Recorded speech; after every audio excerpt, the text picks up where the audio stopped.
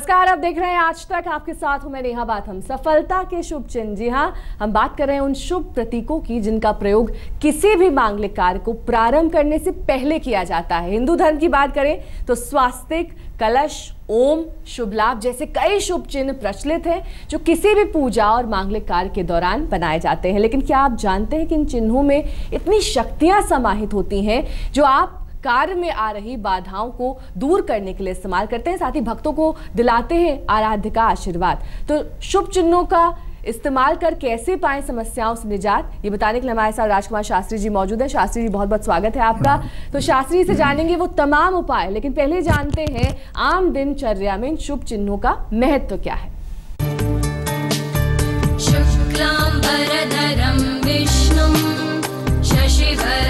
हर धर्म के अपने अपने कुछ शुभ प्रतीक होते हैं जिनका प्रयोग किसी भी मांगलिक कार्य को प्रारंभ करने से पहले किया जाता है। ऐसी मान्यता है कि इन शुभ चिन्हों को बनाकर अगर किसी कार्य को शुरू किया जाए तो राह की बाधाएं दूर होती रहती हैं, साथ ही कार्य के पूर्ण होने का आशीर्वाद भी प्राप्त होता है। हिंदू धर्म की बात करें तो स्वास्तिक, कलश, ओम, शुभ लाभ जैसे कई शुभ चिन्ह प्रचलित हैं, जो किसी भी पूजा और मांगलिक कार्य के दौरान आम तौर पर सभी घरों और मंदिरों में बनाए जाते हैं। ये हिंदू धर्म के शुभ प्रतीक हैं और पूजा अर्चना के समय इनकी जरूरत पड़ती है। अगर स्वास्तिक की बात करें तो इसे मांगलिक चिन्हों में सबसे प्रमुख स्थान प्राप्त है। ऐसा माना जाता है कि इसमें शक्ति, प्रेरणा और सौंदर्य का सम्मिश्रण होता है। ऋग्वेद के स्वास्तिक को सूर्य का प्रतीक माना गया है और सूर्य समस्त देवीय शक्तियों का केंद्र है। वास्तुशास्त्र के अनुसार स्वास्तिक का संबंध वास्तु से है। इसकी बनावट ऐसी होती है कि यह हर दिशा में एक जैसा दिखता है। अपनी बनावट की इसी खूबी के कारण ये घर में मौजूद हर प्रकार की वास्तु दोष को कम करने में सहायक होता है। सफलता के शुभ चिन्ह जितना शुभ प्रभाव देते हैं, अगर उनको ठीक ढंग से प्रयोग ना किया जाए तो जातक को इन चिन्हों का कुप्रभाव भी झेलना पड़ता है। इन शुभ चिन्हों का प्रयोग शुद्ध, पवित्र एवं सही ढंग से उचित स्थान पर करना चाहिए। शौचालय एवं गंदे स्थानों पर इसका प्रयोग वर्जित है। ऐसा करने वालों की बुद्धि और विवेक समाप्त हो जाता है। दरिद्रता, तनाव, रोग और कलेश में वृद्धि होती है। ऐसे में कौन से शुभ चिन्ह किस देवता के प्रतीक है और कहां किस तरह से इनका प्रयोग आपके लिए फलदायी साबित हो सकता है, जानने के लिए बने रहिए हमारे साथ। आज तक ब्यूरो।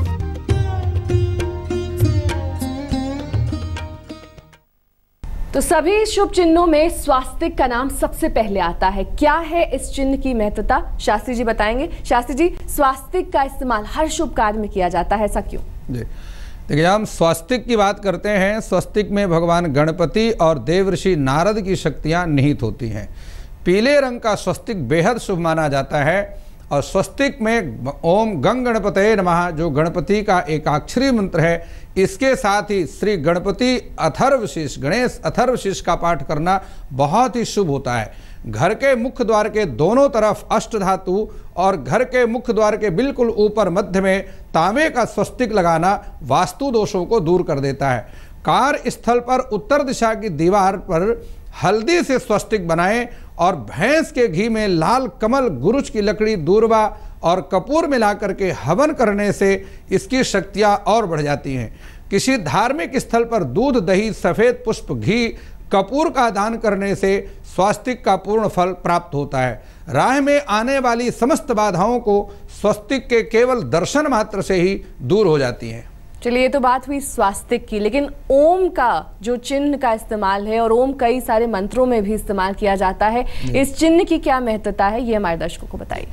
जहां हम ओम की बात करते हैं, ओम सबसे पहले ये समझ लें कि ओम परमेश्वर का सर्वोत्तम नाम है और इसी से तमाम नामों की उत्पत्ति हुई है, जिसकी उत्पत्ति में 3 अक्षर मिलकर के आ, उ और मा, ये 3 अक्षर मिलकर के ओम शब्द की निष्पत्ति करते हैं। सभी देव मंत्रों, वैदिक जितने भी मंत्र हैं, इनका उच्चारण करने से पहले ओम शब्द का प्रयोग निश्चित होता है। अगर ओम के बिना ही कोई मंत्र बोल दिया जाए तो वो निश्चित रूप से अपना प्रभाव नहीं देता है। चारों वैदिक संहिताएं ओम से ही प्रकट होती हैं और भगवान गरुड़ जब श्री लक्ष्मी नारायण को लेकर के उड़ते हैं आकाश में तो उनके पंखों से ओम की ध्वनि जो है ये निकलती है। ओम में सृजन, पालन और संहार की शक्तियां समाहित होती हैं और ओम के उच्चारण से लौकिक और पारलौकिक ये दोनों सुखों की प्राप्ति हो जाती है। सोने का ओम बना करके अगर गले में धारण किया जाए तो ये बेहद लाभकारी होता है। नारायण अनुवाक का पाठ करना भी ओम की शक्ति को बढ़ा देता है। अगर घर के द्वार पर आपके घर का दरवाजा दक्षिण मुखी हो या टी पॉइंट में हो तो मुख्य द्वार पर ओम लगाने से उस घर का वास्तु दोष दूर हो जाता है और ओम की शक्ति से वह घर शुभ हो जाता है। तो अगला शुभ चिन्ह शुभ लाभ, जो कई सारी किताबों पर लिखा जाता है, जो हमारे दिनचर्या में इस्तेमाल होती हैं, कामकाज में इस्तेमाल होती हैं। कई बार किसी भी शुभ कार्य को करने से पहले शुभ लाभ लिखा जाता है, क्यों? जी, शुभ और लाभ दोनों ही भगवान गणपति के पुत्र हैं, जिनमें कुबेर देवता की शक्तियां समाहित होती हैं। समस्त यज्ञों की उत्पत्ति शुभ और लाभ से ही हुई है। शुभ लाभ से सिद्धि, विद्या, सुमति और संपत्ति का निवास स्थान माना जाता है। कनकधारा स्तोत्र का पाठ करना शुभ लाभ के शक्ति को और बढ़ाता है। तिजोरी के दोनों तरफ सिंदूर से शुभ और लाभ लिखने से बरकत होती है और कार्यस्थल पर अष्टगंध से शुभ लाभ लिखना बेहद उन्नति कारक माना गया है। ये उत्तर दिशा की दीवार पर शुभ लाभ लिखना फलदायी होता है। तिल चावल में कनेर के पुष्प मिला करके हवन करने से, गाय के घी में हवन करने से बहुत ही अलौकिक शक्तियां इसमें बढ़ जाती हैं। मिट्टी के घड़े में बादाम भर करके जमीन में दबाएं और बीजदार फल जैसे अनार हैं, अमरूद हैं, ऐसे फलों का दान करना शुभ और लाभ की शक्ति को बढ़ाता है। चलिए, तो बात हुई शुभ लाभ की, अब श्री की बात कर लेते हैं। श्री चिन्ह भी इस्तेमाल होता है कई बार, ऐसे में इसका महत्व बताइए। जी, श्री साक्षात माता लक्ष्मी का ही स्वरूप माना जाता है, जिसमें मां लक्ष्मी की अमोघ शक्तियां समाहित होती हैं। उगते हुए सूर्य की लालिमा के समान इसका रंग है और एक मंत्र मैं आपको बतलाता हूं जो बेहद लाभकारी होता है। ओम ह्रीं क्लीं ऐं श्रीं नमः, इस लाल चंदन की माला से मंत्र का जाप निश्चित रूप से फलदायी होता है। लक्ष्मी सूक्तम का पाठ करें, यह बेहद फलदायी है। पाठ के समय गाय के घी का अखंड दीपक जलाना आवश्यक है। गुड़हल के पुष्प से श्री का पूजन करने से अलौकिक शक्ति घर में आती है। लाल चंदन की लकड़ी या स्वर्ण द्वारा निर्मित श्री घर के मंदिर में पूर्व दिशा के सामने, पूर्व दिशा में या पूर्व दिशा की दीवार पर लगाना बेहद शुभ होता है। श्री के दर्शन पूजन से ऐश्वर्य, सुख, समृद्धि की प्राप्ति होती है। चांदी के कड़े पर 4 जगह श्री श्री श्री श्री लिखवा करके और उसको अपने दाहिने हाथ में धारण करें, सभी कार्यों की सिद्धि और धन की वृद्धि होती है। चलिए, अब त्रिपुंड की बात कर लेते हैं, क्योंकि त्रिपुंड आमतौर पर उतना नहीं इस्तेमाल होता जितना कि हमने अभी तक जितने चिन्ह इस्तेमाल आपने बताए हैं, उनका महत्व बताया है, इसकी महत्वता बताइए। देखिए, त्रिपुंड में 3 रंगों का समावेश होता है और ये 3 रंग हरा, पीला और लाल है, जिसमें वामन और दत्तात्रेय भगवान की शक्तियां निहित होती हैं। त्रिपुंड धारण करने से ज्ञान, कर्म, उपासना और ज्ञान युक्त भक्ति की प्राप्ति होती है। दशावतार स्तोत्र का पाठ करना, शुभ ओम नमः शिवाय ये मंत्र का जाप करना, ये बेहद शुभ होता है। तुलसी, पीपल, बरगद व पलाश के वृक्षों की पूजा और परिक्रमा करना, क्योंकि ये सभी ब्रह्मा, विष्णु और रुद्र आदि के अवतार हैं, जितने वृक्ष हैं इनका पूजन करना, इनकी परिक्रमा करना बेहद शुभ होता है।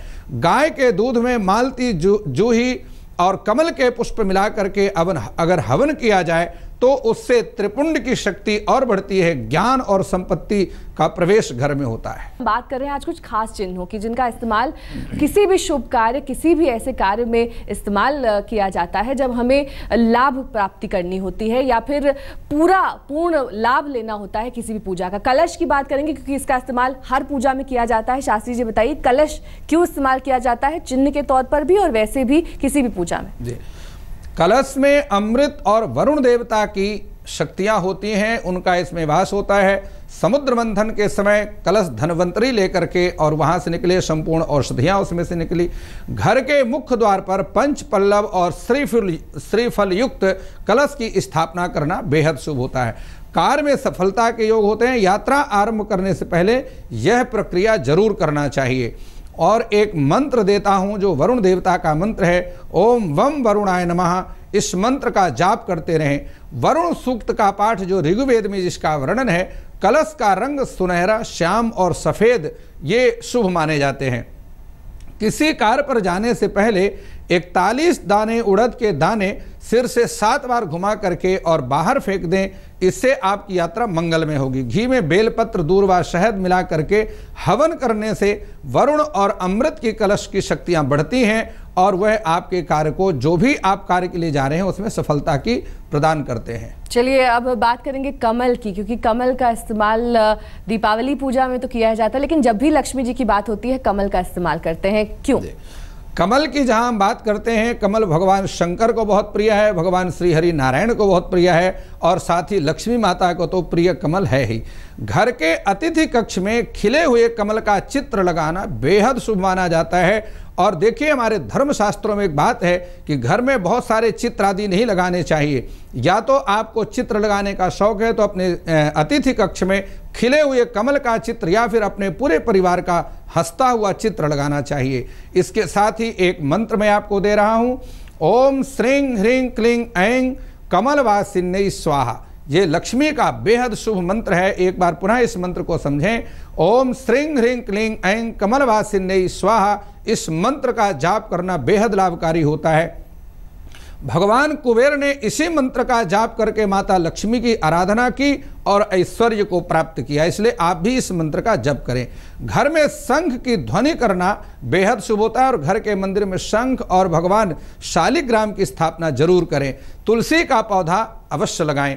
किसी की भी निंदा करने से बचें और मसूर की दाल, चुकंदर, बैगन का दान करना ये अच्छा होता है। कमल का गुलाबी या लाल रंग बेहद शुभ माना जाता है, जिसमें भगवान विष्णु की शक्तियां भी समाहित हैं। यश में वृद्धि होगी, मन हमेशा प्रसन्न रहेगा अगर आप अपने घर में कमल लगाएंगे। चलिए अब बताइए कि अष्टदल कमल क्या होता है? ये जो साधारण कमल है उससे कितना फर्क होता है और इसकी महत्वता क्या है? देखिए, जहां हम अष्टदल कमल की बात करते हैं, अष्टदल कमल एक शक्ति संपन्न यंत्र है और लाल और सफेद रंग का जो अष्टदल कमल है इसको बहुत ही शुभ माना जाता है। इसका निर्माण घर के मध्य में ब्रह्म स्थान पर करना चाहिए।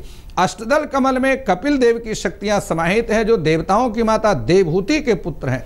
दर्शन पूजन मात्र से ही, केवल इनको दर्शन करें, पूजन करें, प्रणाम करें, अष्ट सिद्धियों की प्राप्ति हो जाती है। एक मंत्र मैं आपके सामने दे रहा हूं, ओम द्राम द्रीम द्रौम क्लीम जुनसा। इस मंत्र का जाप करने से, 9 कन्याओं का पूजन करने से इसकी कुबेर की शक्तियां बढ़ जाती हैं। घी में शहद, पलाश के पुष्प, कनवीर के पुष्प मिला करके, करवीर के पुष्प मिला करके हवन करना चाहिए। भोजपत्र पर यंत्र बनाकर तावीज रूप में भी आप इसको गले में धारण करें। और इसके साथ ही अगर आप नारायण कवच का पाठ करते हैं तो निश्चित रूप से आपकी सभी कार्यों की सिद्धि होगी। किसी धार्मिक स्थल पर चावल और मक्खन का दान करना बेहद शुभ माना जाता है।